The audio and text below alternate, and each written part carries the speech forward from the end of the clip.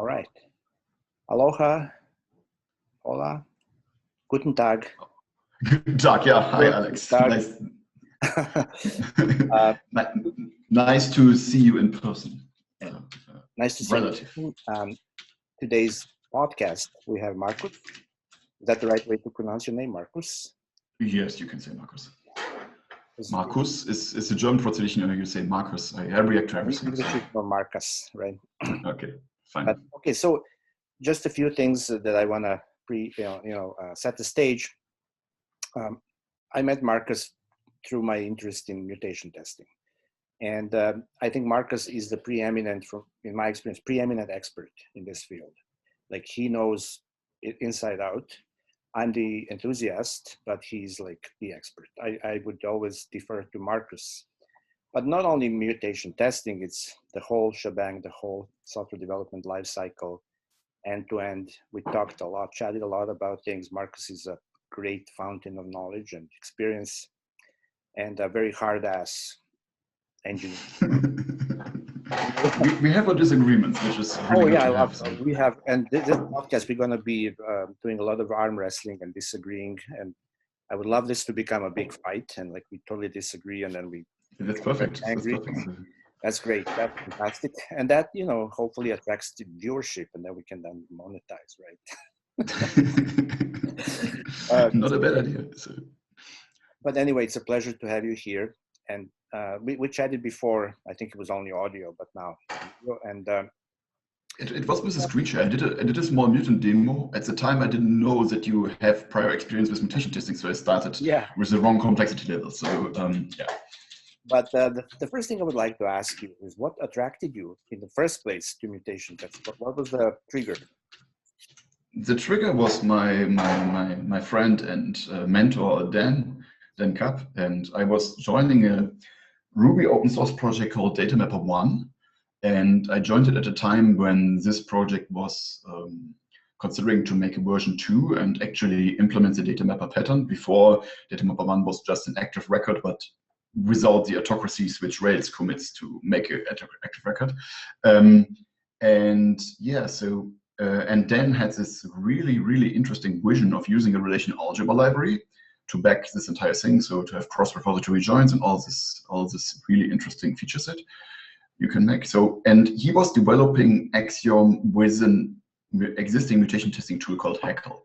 And I was 21 years old, and I was very flamboyant, and I like to complain. And Dan is the kind of person who listens to complaints till a specific point, and then he's just like, yeah, so instead of you complaining, maybe you just stop complaining and write a better one. And because I was 21 years old and I knew I thought I could do anything, and I thought I had less time, I just started to do so. And after 2 months and doing lots of exploration into the design space, we got Mutant to work, and it worked on the spot better than Hackle for this specific project, because we could basically align with the project needs. And yeah, so at that point, mutation testing, the Mutant, my tool, was just more or less a proof of concept, which was only used for one specific Ruby project. And then it disappeared into consulting, and then basically kept opening issues. And I was like, hey, it's Dan, so he helped me so much, so I will fix this issue. So, and without me realizing, after 1.5 years, he told me basically, yeah. So what happened is he also got into interesting consulting gig, and every time he had a bug in production, he would go back and think about the mutation operator, which would have forced him to not produce this bug in production, or would at least increase the likelihood of not producing this bug in production. And because my tool basically improved the strengths and accuracy and determinism over this time, it turned into a way for him to be significantly more productive, because it was basically just automating part of his thought process. He could just delegate it to this automated lab assistant, and the lab assistant would tell him, hey, here's wiggle room, hey, look at this, and so on. So you can focus your limited time much better on specific parts of your code base. And then he convinced the project lead to basically hire me for that project, for that Ruby project. I joined that Ruby project, and in the initial days was just improving Mutant a little bit to make it scale better for that project, because I could finally see the source code. I could see the invariants which Mutant had to provide to make sure that this project could scale with Mutant and so on. And that's when I more or less became more. Let's say I got more intimate knowledge on how to make mutation testing scale, not in terms of performance, but in terms of developer efficiency. And because this was a high-stakes Ruby project, so it was an e-commerce domain with lots of revenue, with a really high correctness demand. Because the more money per second your system handles, the more correct it has to be. And we basically re-engineered this project over 7 years till this contract was cancelled. And technically, it's still a very good work, and Mutant helped us a lot to achieve this with only 3 developers. So and basically Mutant was one of the tools we used, or one of the processes we used to handle a significant amount of e-commerce traffic with just 3 developers. And yeah, so that's the reason I started mutation testing. So it's not so much that I decided to do mutation testing. It's more like there were the perfect storm to always elevate the stakes and put me into a position where I could work to improve the tool. It was a little bit of more like walking stairs. It's not like I set out to do this. Okay, great. Now you and I talked a bit about, chatted about the interesting point where I believe both you and I are into extreme programming. Am I correct in saying that? The thing is, I do not have good formal training as a software engineer. Meaning, I dropped from university without a degree. I was exposed to all of these terms like agile and extreme programming and so on and so forth. But over the time, I decided to not even spend the time to learn the formal definition of these. So let's say I learned them. I probably could recite a relatively good definition, but I do not like to label what I do extreme programming with a pinch of agile or something. So simply because I realized that these are just in my opinion, very shallow processes. These are just. So it turns out that, and they're also blurred by marketing. So if you talk to any kind of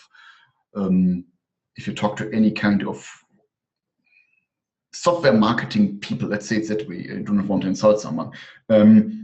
These terms are more like checkboxes. It's not like nobody checks that you're doing it for real. It's just like, yes, we do agile. Okay, checkbox.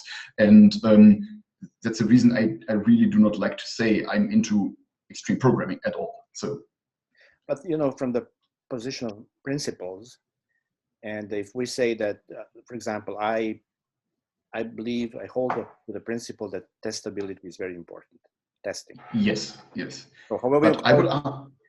Yeah. Yes. But the thing is testability.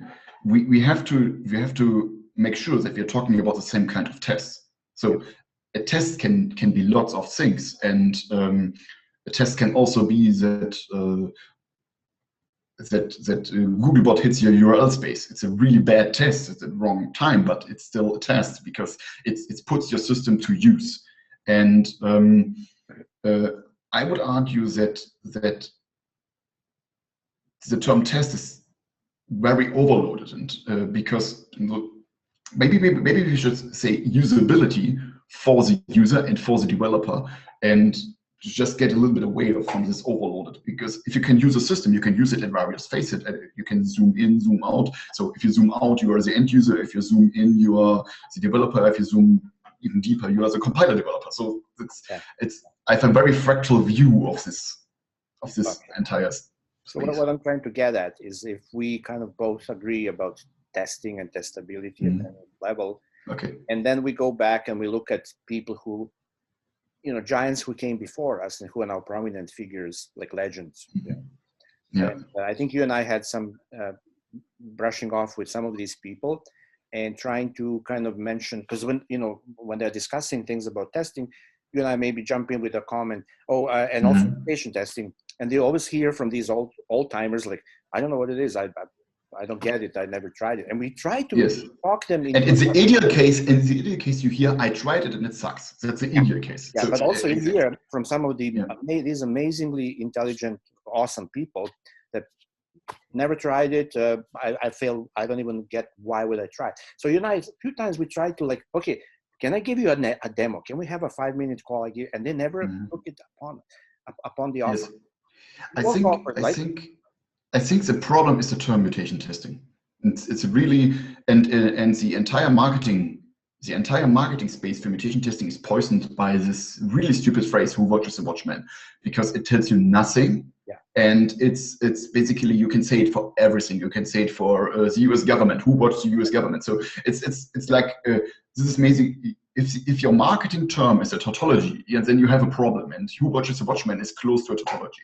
And I argue that's the reason I'm trying to get away from this as far as possible. So I say semantic coverage via mutation testing, automated low-level code review. That's the terms I use to get people interested in this technique. Because I focus on what it provides, not what it does. Right. We also do not say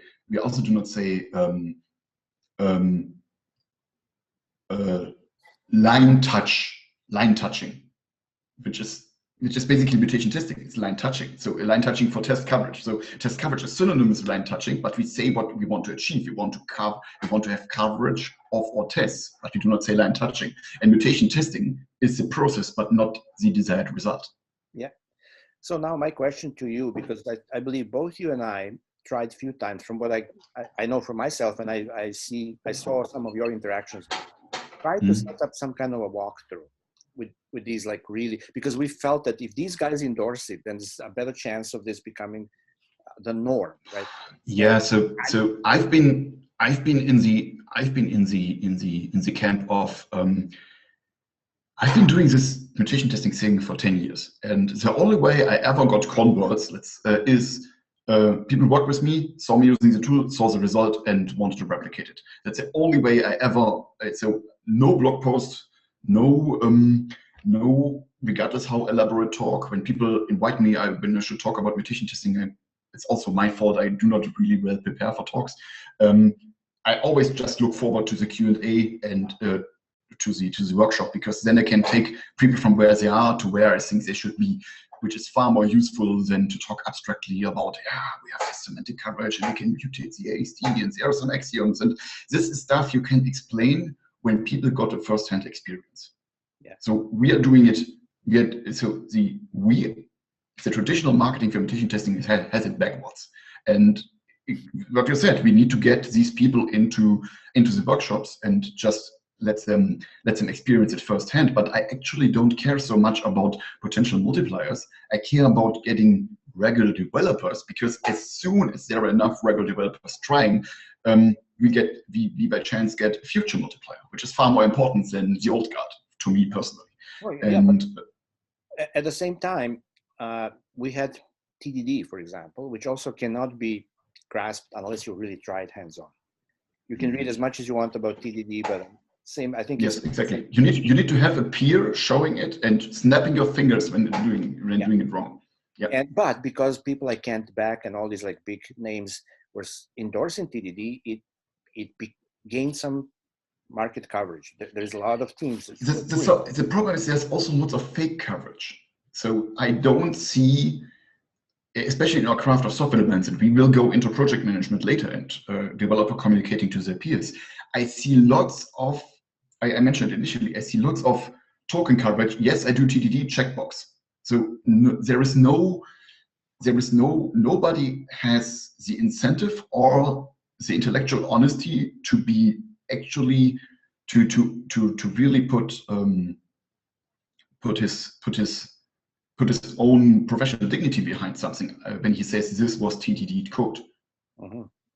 So from what I understand, you're skeptical that if we got some of these big guys online and we walk them through, give them a hands-on demo. Because even TDD, say, I get it now. Yes, but TDD right now, there are so many people claiming to do TDD, but they don't do TDD. I know that. Yes, and that's the same with mutation testing. So I do not care as much about the process, how you arrive with your code. I care about the properties of the code coming out, and TDD is one way to achieve a specific output. And yeah, so I doubt that this is a good plan, and I'm actually also not. My mission is not to make the world understand the beautifulness of mutation testing. I do not know why. Maybe I have an iron in the fire. I'm doing a commercial mutation testing tool, but for some reason I do not see myself in, yes, we have to take mutation testing mainstream. I only basically want to help specific kinds of people who already have, who feel the strain of, okay, I work in a language, I really want to have this correct, but I have no way to do this. And this is many software developers are just 9-to-5 developers. They basically zone out. They just type, move home, forget everything. And these people cannot be rescued. These people are not interested in the craft. And if you say we want to go mainstream, that means it needs to be compatible with these people, and then it just turns into a token checkbox, which I'm not interested in, because then I did not get a user base which is really providing some kind of feedback. And I do not want to offend people. It's just the case that if you have a Pareto distribution in every single field, you will have lots of people who just do it to do it, and lots of people who see it as a craft and their personal fulfillment. And mutation testing falls into the spectrum where you need to at least be curious about your craft. But this is just 15% of all people, and unless it's forced on you, it will not happen. And because it is a problem with mutation testing, it also makes your own mistakes very transparent, which is basically the second biggest feedback I get. Like, yeah, so we showed it to our senior developers. It was really great, but they feel that they are a little bit exposed using this kind of tool. Which is an interesting statement. So, okay. So basically you feel you'd be fighting the windmills if you were to go on a mission to, say, sell the mutation testing. No, that not. But sell the mutation testing with a goal, it becomes as widespread a known or claimed to be used technique as TDD. That's not my personal goal. Gotcha.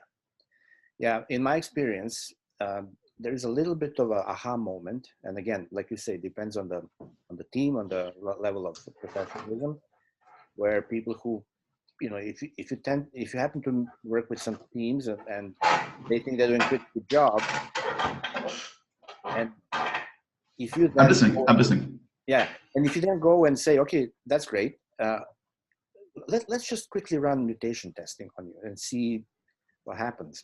And there's a little bit of an aha moment when they see a number of surviving mutants, and you go through SLC. But, oh, then there's a bit of a realization that maybe my code is not that tight or that. Yes. The funny thing is that I personally think that mutation testing is a missing piece in TDD. Me too. I agree. Absolutely. So just for the listeners, let's explain a little bit. So the problem with the TDD uses a signal, the red-green signal, that tells you what to do next.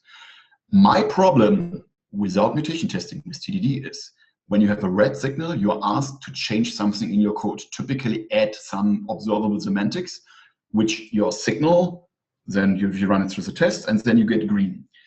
And then you are supposed to add a red test again. The only problem is you could, on the first red signal, write a complete specification. Could, in theory, if you only say red, I can add code, add or change code, and on green I can I need to add a new test. And yes, you are supposed to only add what the test asks for, but there is no signal which tells you if you add too much. It's just bound by human discipline. And here we are at the old timers again. The problem with the old timers is they had to work in an environment where everything was immature. So to scale software development will scale linear with the amount of discipline you could put in per time. And the more tools we get, and this is basically their foundational paths where they learn. So you start, you have assembly. So, okay, so assembly is very, very low level. Then you get C. Oh, C is a really nice high level language, not from today's perspective, but from perspective back then, but you still need lots of discipline. And you still need lots of discipline today, but all the tools we use basically give us more mileage per discipline we put in. And these people assume that their current technology stack is already in a local maximum, that there is nothing you can add to make them more productive. Even on that every basic thing is already covered, or that they train so much for TDD to expand the discipline to only add what the test asked for, which is a great thing to train. No worries. The problem here is software development scales without tools, just linear with the amount of discipline you can put in. Each tool basically gives you a better constant factor in your linear mileage function. And mutation testing is just an increase of this constant factor, but it's one which goes back for 30 years. So 30 years ago, we discovered TDD, and they basically assume that there is no huge constant factor increase possible anymore to scale your discipline over a longer distance. And that's the thing and actually they are right to assume that, because there was lots of challenge against TDD, and it basically won in the public perception and so on and so forth. And I don't think that you can overcome this by force, you can only overcome it by example. So my interpretation of TDD, when after all is said and done and so many years doing it, it's all about increasing the frequency of feedback and shortening that time that expires from shortening the depth of the iteration. Yeah. So from the moment you do something till the moment you learn what's it doing actually, because we're using code as text, and code as text is inert. It doesn't do anything until it gets compiled and blah blah blah, and then exactly. So we want to have this feedback as soon as possible. If you wait for the whole day, then you kind of lose that momentum. But if you wait for 8 seconds, then it's better. It turns out to be better. So what do you think about TCR? Have you tried TCR? I have tried TCR, just out of curiosity. The problem is that there are a little bit of and sorry, for the viewers, TCR means test and commit or reset. Exactly. So, the problem is, when do you trigger the test? When you on the save. On each save, you trigger the whole thing. Either you exactly. So the problem is, what if you do a change which requires to do multiple saves, like a rename of a core class, where you have to go through 20 files?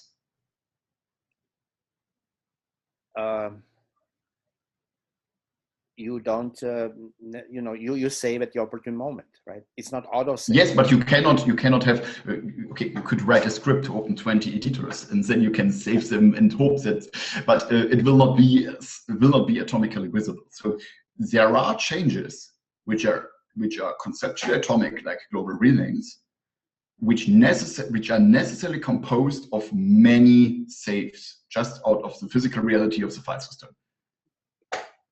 So that's my only complaint with TCR. How frequent is that scenario? It's not super frequent. And if you tell me you just exclude these changes, I'm fine.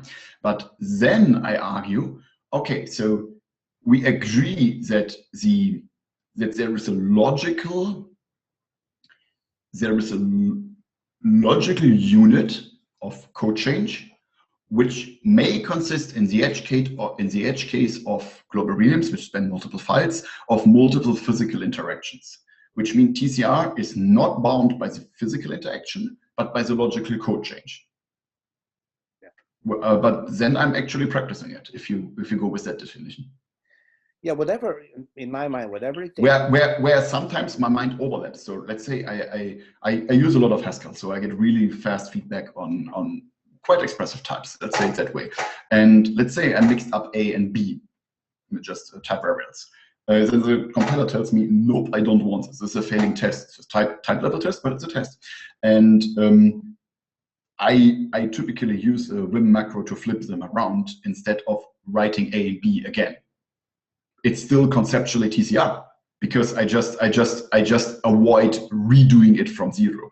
And the problem we have, sorry to go not deeper down with TCR. The problem is I think that many developers are actually in sync, but there is not much high quality development happening in the open, so we cannot discover what we actually mean because everything is in private repositories. And in open source, because it's typically a very bad economic model, unless you are the 1% of the 1%, you do not see lots of high quality commits and commit sequences, which means that it's really hard to really demonstrate this and build mental models. Yeah. And to comment on that, my pet peeve also is in a lot of the books and posts, the code samples are not of the high quality. I'm yes, sorry. But there is, I just had a funny thought here. So open source, if you want to, we all have to eat. So we are not living in a UBI state. Let's not go into UBI. I know we have really interesting discussions to do there. But which means that in open source, the projects which can sustain a full-time developer do not typically fall into the category of the highest quality code, but into the category of solves a problem which is so common that the first group or person providing an adequate solution, not a good solution, an adequate solution, receives all the funding. So you have a first mover advantage, and that person, because has actually needs to keep the funding going. So this is game theory. It's not like conscious decision, which means that assuming he would make the use of his tool too painless, on average, his funding will dry up, which means he has a subconscious or actually systemic drive of an upper bound of code correctness, which limits to demonstrate better techniques in open source. On the average, I know you can point me to really interesting code bases like SQLite. Yes, you can. But I'm talking about the average open source project in terms of usage. So I know SQLite is also the most well-used open source project, but this is not what I'm after here. Yeah, so mainstream. I think there is like a good argument to make that many very popular open source projects, for that reasons, are not good examples for good code. I agree. And there are obvious good examples where counter examples. So, but the mainstream is your usual onslaught of the uninspired, right? Yeah. So I may upset people, but I must say that the average code I see and have to review out there, and I didn't introduce myself what I actually do for a living, is quite bad. Yeah, that's rampant. I agree. So, but the interesting thing here is even bad code solving a big business problem can be highly successful, and I don't dismiss it. So economically, sometimes it makes sense to just use a huge chunk of shit code which does enough to get the business going. The interesting problem is when the business doesn't realize that this shit code has a lifetime, and at a certain point, the cost of the shit code outweighs the benefit of the shit code. And unless you have the technological insight, you do not know when to invest, what to invest, and what your strategy is. And I typically say you need to have a payment plan. So if you know, first you need to know where you are on the scale. You need to know where you are on the scale with your technology evolution. Then you need to know if you continue down that path, you need to have a payment plan. It's like a mortgage. You need to know when to refinance. Barely anyone has that. Barely anyone that I know. Yes, that most people do not even know how much debt they have. Oh dear, that's the tricky part.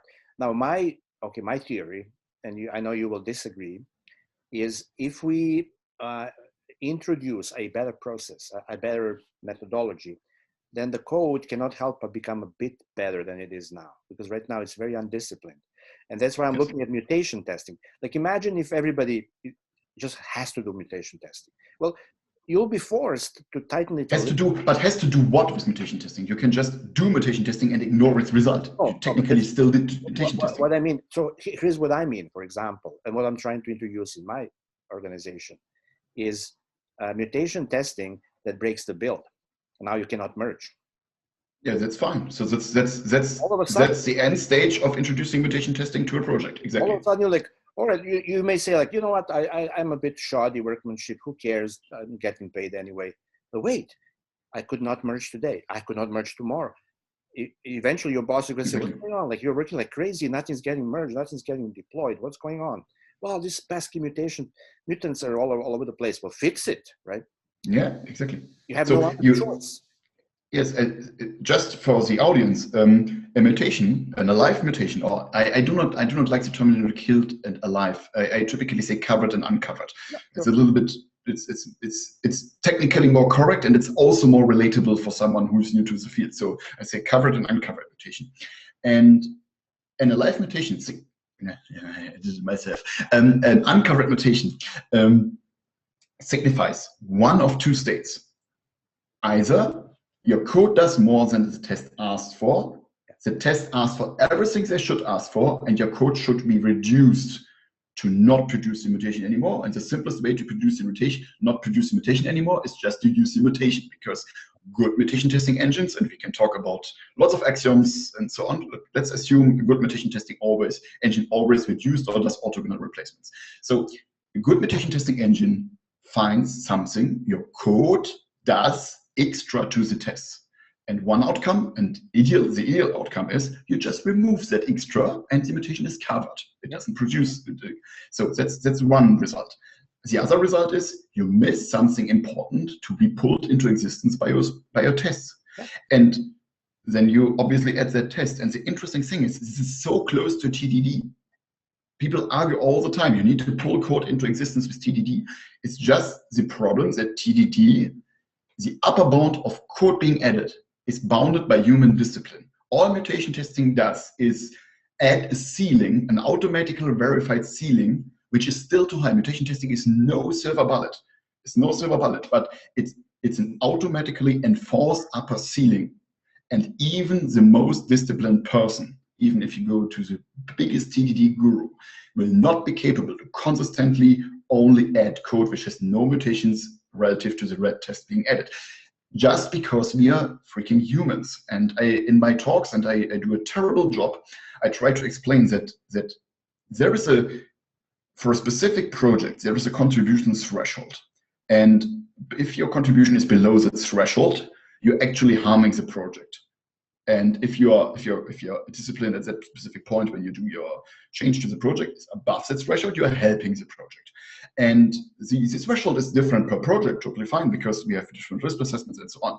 The only problem is nobody can tell you deterministically, because we don't have general AI. If you have general AI, we don't use human anymore. If you are above and below this threshold, you have lots of indicators. And you should use strong indicators which tell you if your contribution is above this threshold or below this threshold. So tests are just one lousy indicator for the level of contribution threshold you are currently hitting. Mutation testing makes that indicator significantly stronger, just as do types and do all other potential things to do. The question here is, does on modern mutation testing engines, the cost of performing mutation testing outweigh the not other way around. Does the benefit of a stronger definition of the contribution threshold outweigh the cost of introducing the mutation testing engine? And the answer is a strong yes, under the assumption you hit a good one. And that's a big problem, because there are certain properties mutation testing engines need to have to be production ready. And 99 out of 100 mutation testing engines you can Google out there do not have these properties. There are half a dozen really good engines outside, and other than that, they are not scalable and do a disservice. But that's combined with the bad marketing, which doesn't explain the benefit correct. Who watches what, man? It's another statement. Is the biggest hindrance, in my opinion. Yeah, and my again, going back to what you just said, my big frustration, and I want to combine this with the frequency of feedback, is I would love to live in utopia where anytime I make any change and save, mutation testing is telling me right away how many mutants remain uncovered or whatever. But you actually have that if you use languages which with good test selection, good concurrency support, and incremental.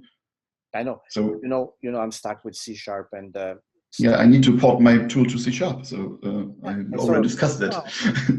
Right now, the frequency of feedback is pathetic because. But it's still that's an interesting point. Even with the pathetic frequent speed of feedback, it's still faster than a human doing the equivalent coverage pass. Of million times fast, million times. Exactly. So because especially even if it would be just as fast as a human, even if it would be it's at least consistent, because humans, I just talked about this contribution threshold. My ability to pass the contribution threshold varies significantly during the day. Yeah. So, and the tool always enforces the same level, which is a great thing to have because it's consistent. Yeah, because the whole idea that we talk about with XP and all these other ideologies and testing is fail fast, fail early. Yes, but this is just an encoding of create an environment so the average action you do is above it gets measured against the contribution threshold of the project. This is all what these techniques do. They force the minds to focus on one thing and push you to your personal maximum at that moment to increase the chance you fall above the undefined or hard to nail contribution threshold of that specific project. And all we have to do is increase the likeliness. I like this mental model of the contribution threshold. Definitely, I agree. You can imagine I could be coding all day long and all my tests pass, and then I do CI build, and then the mutation testing kicks in and tells me, hold it, you have all these issues, right? I would have them as soon as possible. It's still better than not knowing it. Absolutely. It's like, wow. Yes, but it's still it is a little bit disheartening, let's say that way. I fail late, and it's frustrating. Yeah. But at the same time, the way I try to sell it to the teams I'm leading is mutation testing is your friend. He's the guy sitting next to you while you're coding, and he's telling you, okay, don't go there. Okay, don't do that. Fix that. Add this. Think about that one. Think about this. Exactly. He's your best buddy because there's you the embarrassment that later when you merge and people look and say, what the hell is this?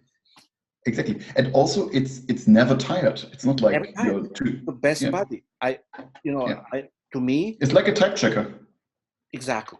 I cannot live without it, to be honest. Absolutely. It's true. But I would not accept the problem is that if you had a tool which doesn't fall into the categories I just explained before for production readiness, the time till mental return of investment is very long right now. And this is a problem, let's say it that way. Now, I know you spoke to me about certain things that I kind of half grasp, and maybe I'm going in the wrong direction, but I know you were thinking also something beyond mutation testing. Am I really, there's some other things that you think the engine mutation testing is just a small part in my mental model for this entire contribution threshold thing. So it's just talk about that. Yeah. So first, I talk to you so much that I cannot really tell which of the various things you are referencing. So just say skip if I go into the wrong one. For example, mutation testing can be done against signals, and it must not just be unit tests. And obviously, you shouldn't do it against integration tests. But I typically say you should run mutation testing against any fast check, and check is basically a substitute of everything you could run fast in the code base. For example, if you have a mutation testing engine which finds an uncovered mutation, but this uncovered mutation produces a linter error, then you can just skip it. There's no reason to report it to the user, because you have to assume that this configured link, that the person would fix the linter error, so you don't need to report that. For typed languages, especially in Haskell, running lots of mutation testing, you do not see public. My only engine is which is public, is Ruby, you can filter out 80% of all mutations because they do not pass the types. And and what I would like to see is a language which evolves along the axis of what can we do to not have to run mutation testing on it. So everything you can do to avoid having to actually mutate the code, actually run the test. Let's give it lots of external specified invariants, like linear types, like all this advanced stuff you can do for formal correctness, which is much. How would you we will never get to zero, but the closer you get to zero, the better. But how would you implement YAGNI, for example? People violate YAGNI all the time. They always talk about. Yeah, but that's actually I think that mutation testing is doing YAGNI on a very, very fine-grained level. So let's say you write code which takes an argument which is an int, and you pass it to an API which accepts int or string, and you convert it to string by yourself. That's a YAGNI. Yeah. Because you just pass it through to another API. It's a YAGNI, and it's a very, very small one. I don't think that YAGNI is in the realm of automatable tools, the big one. Like I don't think so.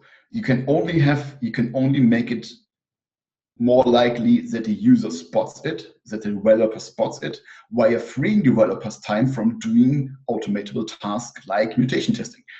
So it's a little bit of indirect here. So it's about how much time can you spend on human-worthy tasks. It's not human-worthy to figure out if this Boolean expression is fully covered. That's not human-worthy. That's automatable. And all you need to do is to optimize your workflows. That we are again with the contribution threshold. So if you spend your limited human time, and humans are the most costly part of software development, unless you deal with Oracle licenses, but then you. So it's a little bit more about freeing time to do these things instead of constantly being dragged down by doing low-level stuff. We have compilers for a reason. We do not work in assembly for a reason. Yeah, but like if I, with introspection, first thing I think about expectation. Like I expect this value to be returned after the logic kicks in, right? Mm-hmm. Then I go and let's say by implementing that expectation, I do some extra stuff because I violate YAGNI. I'm like, oh, I have a good idea. While I'm under the hood, I may be adding these other. Yeah, but then the problem is you wrote a test for it, so it's pulled into existence. You need to prevent the test which pulls the YAGNI item into existence. Right. But if the things that I've added have no bearing on the outcome of that processing, then mutation testing will. They can kill it. That's true. Discover that code and says, look, I mutated this. Nobody complained. This is wrong. What do you mean by yes, that? But this is only fine-grained because the mutation testing engine cannot do large-scale mutations effectively, like killing an entire database adapter. Like, okay, you have two database adapters implemented. You have the in-memory adapter and the DynamoDB adapter, and it cannot do a high-level mutation to kill the in-memory adapter because there's no use case. Conceptually it could, but the feedback time on that one would be useless. Yeah. So, but all we can do is to free the human time to discover it. At that point, I have no concept to do large-scale YAGNI. Because TDD and mutation testing belongs to the category that I forgot his name, Granning. He calls it skillful procrastination. So you're not impatient, you're procrastinating, but skillfully. Mm-hmm. You're pushing. Fair. Works for me. And that is a discipline that is the best, but it's easy to say, but it's very hard to practice because we all slip into that, like, okay, while I'm here, I might as well add this one, right?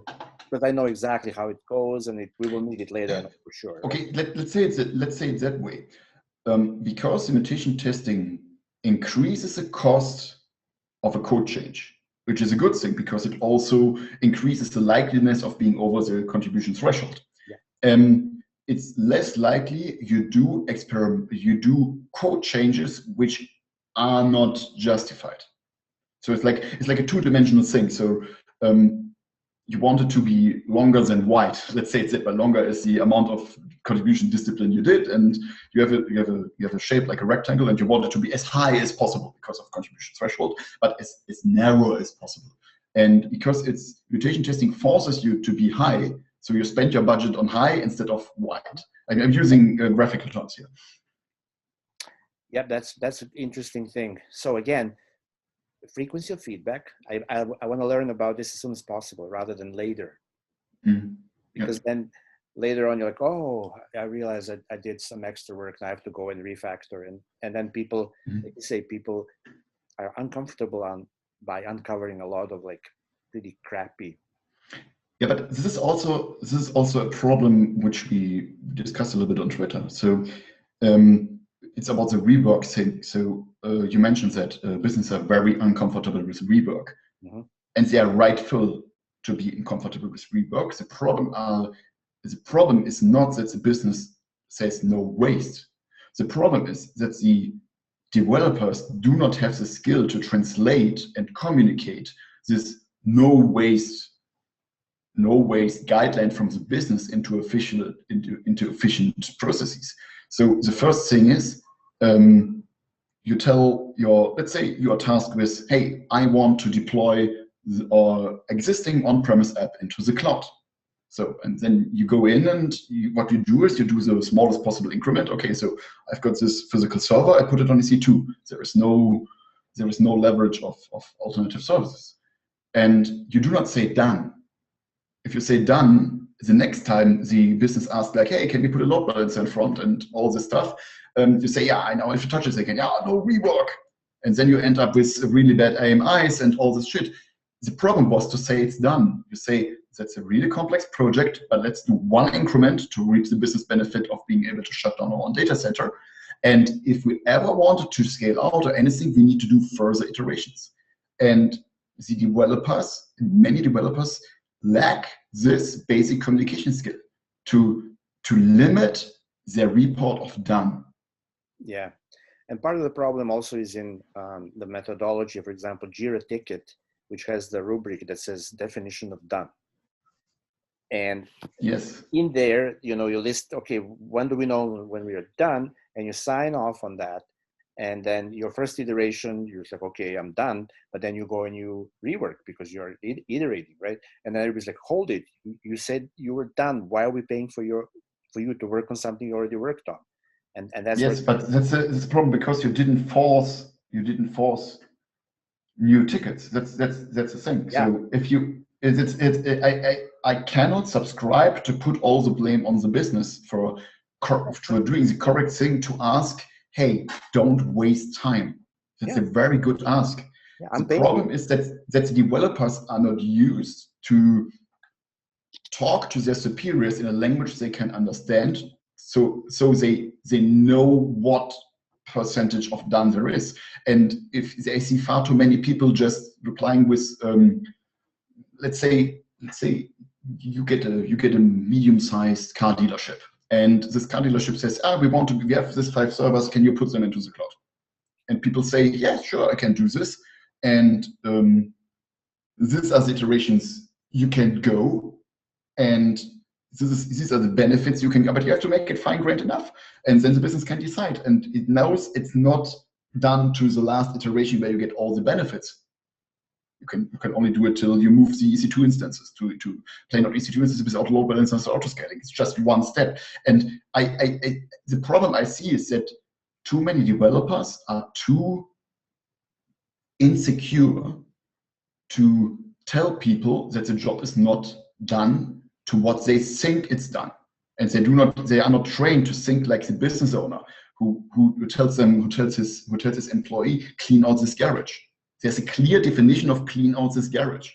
Yeah. But if the business owner tells the software developer, move my shit to AWS, then you need to have the patience and the skill to explain the levels of move to AWS. And if you just bill for a move to AWS, you shouldn't worry that you get problems with rework discussions. Yeah. But also business needs to kind of learn that sometimes we don't know how many iterations it's going to take. we discover as we go, right? So you cannot. Yes, that's true. But this you shouldn't quote something not acknowledging this. Yeah, of course. Yeah. Then So if you look at any government project where there is like 100 after, so basically, you do a bit. That's very funny. So you do like government goes on like, I need this.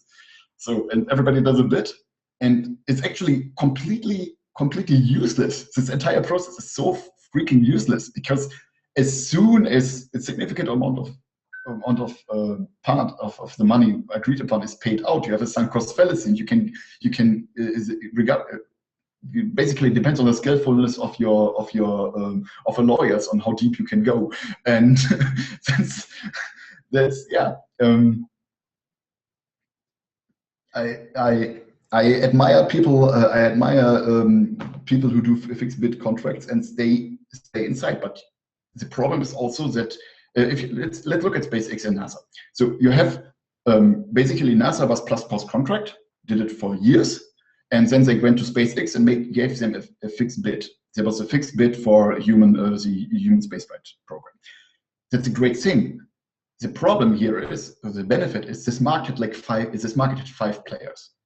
With software development, you're always constantly underbidden by people who do not know or do not even intend to do the job correctly, because there's too many, which means that this model doesn't work. And then you find clients in the wild who had been burned by generations after generations of software developers, and actually learned to ignore the software developers because it was just all excuse for to grow after a fixed big to grow the budget after a fixed big contract expired. So and healing a client who has been burned for generations is really freaking hard. Yeah, it is. And the clients are on all scale sizes. So there are some really professional organizations out there to produce software, but the average client was burned by more developers, so they cannot even see someone who wants to do it correctly again. Because as soon as you're actually in a game theoretical disadvantage if you acknowledge the risk ahead of time, because everybody else tells you there's no risk, here's a fixed bid period. And then you can go for the lowest bidder, and then, or maybe you learn to go for the second lowest, and so on. So it's all about client education in that case. It is, and there's one misconception that is kind of entrenched, which is that software engineering is basically just yet another branch of engineering. But I disagree, because I think, unlike all the branches of engineering I know of, software is based on way more uncertainty overall. I don't agree to that exact statement. I probably need to formulate it by myself, and when we discuss for 10 minutes, we say, oh, it's just equivalent again. But I need to really put it in my own terms and walk on it a little bit till I can correctly reply to that one. I would argue it's actually the same as engineering. The only problem is that the system you output, the result, the thing which comes out of the factory line, is unique. And every time you do and every product is sadly unique. The only thing which is equivalent to a factory line item, where you can say, yes, we have a cost to produce a second item, the machine cost X and the cost per part is that, is what the software actually does, like cost per HTTP request. But each software project is unique, but stuff like which is ubiquitous, like a browser or a kernel. But the instances of running browsers are not unique anymore. But the project itself is unique again. And what we fail to accept is that every software system follows the rule of a unique item from craftsmanship. And if you hire a craftsman to do something unique and not buy it from his shelf, then you need to put in more work to buy the correct thing. And you need to sell it like buying the correct thing. So that's where uncertainty steps in, because yes, brings uncertainty. If you are doing cookie okay, that's what I predicted. We actually end up in as basically we have two mental models and we shine a light all the time, and in the end we figure out that we actually have the same. And in the It's end, true. It's just the uncertainty is just another encoding of unique in that case. I agree. Yeah. And so that needs to be somehow brought into light when you are discussing with your clients, that they understand it's not the same as when we are building a high rise or a bench for you to sit on. It's a finite physical object that is pushing. Okay, these are actually also unique. So I would say buildings are also as unique, and everybody knows. So I see far more care being put into, especially for lower budget, below 1 million projects. I see far less care for a software project of 1 million than an office extension for 1 million. Mm-hmm. There's more attention because it's a physical thing. It's easier you can look at blueprints, you can look at requirements and all this stuff. Everybody can relate. But and I see so many software projects being authorized on pure hope. It's like giving a builder, here, pour some concrete, go. And if you're working on a physical project with like building things, then the laws of physics pushing back when you're making mistakes. Like, it's obvious. But in software, as you know, we can be making. It also pushes back, but it pushes back very late when you make no revenue. Material objects, immediate feedback. So the feedback is split second, just right now. Yeah. In worst case, it just falls down, and then you cannot. And you realize, and you can see it. Okay. But you can spend months building software and nobody notices anything wrong. But it's and that's the thing. That's the thing. People, when you build a building, you cannot move in till it has windows, because you have to build it. You have to build it in the size you need and with the finishing you need, and then you move in. People do not realize that you can actually build a 10 centimeter tall building in software and just scale it up over time and keep its properties add properties over time. That's another way to see it. What I wanted to say, buying software, unless if you have to hire a developer, buying software is not like going into your drugstore and buying toothpaste. Yeah. It's unique. It's like hiring a carpenter for a custom shelf, and you need to accept to think more and spend time with it. Yeah, exactly, totally. And I actually wanted to. That was a business idea. Anybody, actually, very likely it exists already, and if not, anybody can do it because I have no time. It's do a course in software ownership for mid-class software owners. So like this random publishing company with 20 employees and wants to authorize a 200,000 custom CRM project. Do a course for these business owners, because they will do everything. They do not hire project managers. They do it by themselves. And do a course in software ownership for them. Like explain them what does it mean when a developer enters your door. What you get yourself into. Yeah. And how to correctly. It's an interesting thing too, because there is. And that's for me. That's why I want to minimize communication and maximize collaboration. Because communication is the illusion of agreement. We send emails, we create Jira tickets, and everybody's like, but by communicating, nothing gets done, right? But collaboration, as like you said, that also implies the owner and the business and the customer, the user. Everybody's in real time there with you, and you're collaborating. Then you don't need to communicate anything. You learn in real time, face to face, what works, what doesn't. Yeah. So I can agree. So I will probably put it in different speech patterns, but I think we mean the same thing in that case. Yeah. Okay, so I think we're out of time. I don't want to keep any longer. I know you have. No, I have work to do, so it's my work time. So thank you for giving me the opportunity to put it into spoken words, which it's really interesting because I am normally working text-based with everyone, and each time I have to force my thoughts through a different pathway in my brain, I see something different, which is great. No, this is excellent. Thank you so much for your time. I suggest if we can maybe have a episode 2 later on when you have some time. We don't have to. Sure. And the thing is, we need to. There is a lot to discuss, and we need to make a roadmap. So else we may not reach certain depths of the search space of discussion. So I tried yesterday to reach out to Dan. It would be great to have him. So I would love, initially I wanted the three of us to chat, but he's not responding. Yeah, he's busy. That's what I tell you. He's busy. Maybe next time we can also include him. Yeah, I look forward to work with him again in the future.